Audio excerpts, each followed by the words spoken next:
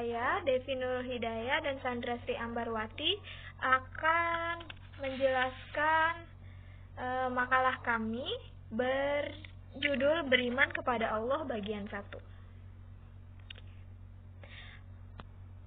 Mengimani keberadaan Allah, yaitu menurut definisi atau menurut bahasa, iman adalah percaya atau membenarkan. Sedangkan menurut istilah, iman adalah ilmu tauhid yang artinya membenarkan dengan hati, mengucapkan dengan lisan, dan mengamalkan dengan perbuatan.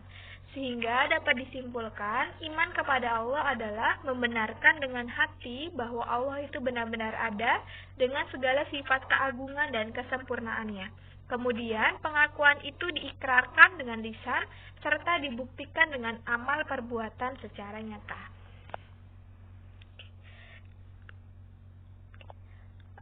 Ciri-ciri iman kepada Allah Subhanahu wa Ta'ala, yang pertama adalah apabila disebut nama Allah akan bergetar hatinya. Yang kedua, apabila dibacakan ayat-ayat Allah bertambahlah iman mereka. Yang ketiga, mereka yang benar-benar mendirikan sholat dan menafkahkan sebagian hartanya di jalan Allah. Dan yang terakhir, hanya kepada Allah lah mereka bertawakal atau berserah diri. Hikmah iman kepada Allah Subhanahu wa Ta'ala adalah dapat menyelamatkan seseorang dari segala sesuatu yang menimpa dirinya, karena orang beriman akan ditolong oleh Allah. Yang kedua, hati menjadi tenang dan tidak gelisah. Yang ketiga, mendatangkan keuntungan. Tanpa dibekali iman, seseorang akan berada dalam kerugian. Yang kedua adalah mengimani rububiyah Allah. Tauhid rububiyah Allah adalah mengesahkan Allah sebagai satu-satunya pencipta dan pengatur segala hal yang ada di dunia maupun di akhirat.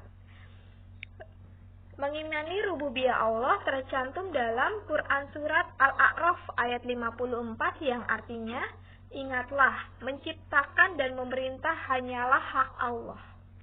Beriman hanya kepada Allah adalah satu-satunya zat yang memiliki kekuasaan mutlak, memiliki hal mutlak untuk mengatur, menciptakan, merencanakan hingga menjaga jalan alam semesta. Mengimani uluhiyah Allah akan dipresentasikan oleh Cassandra.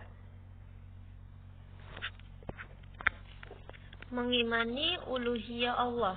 Tauhid uluhiyah Allah artinya mengesahkan seluruh bentuk ibadah kepada Allah, seperti doa, meminta, tawakal, takut, berharap, berkurban, bernazar, dan lainnya dari jenis-jenis ibadah yang telah diajarkan Allah dan Rasulullah.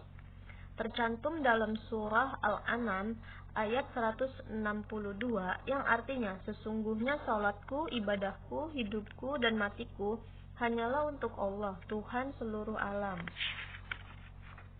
Tauhid ini dapat diamalkan manusia dengan wujud tidak melakukan syirik kepada Allah atau dengan mempercayai tukang sihir atau hal-hal yang berbau syirik lainnya.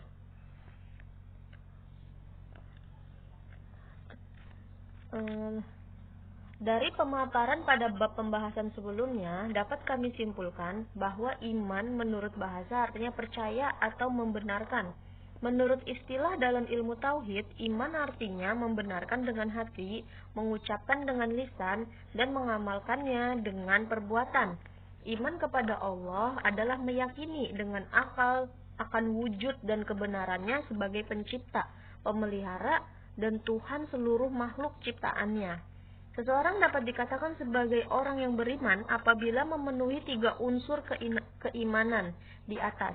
Mengakui dalam hatinya tentang keberadaan Allah, mengikrarkan dengan lisan, dan dibuktikan dengan amal perbuatan. Tauhid rububiyah berkaitan dengan keyakinan kepada Allah dan merupakan alasan dari tauhid uluhiyah.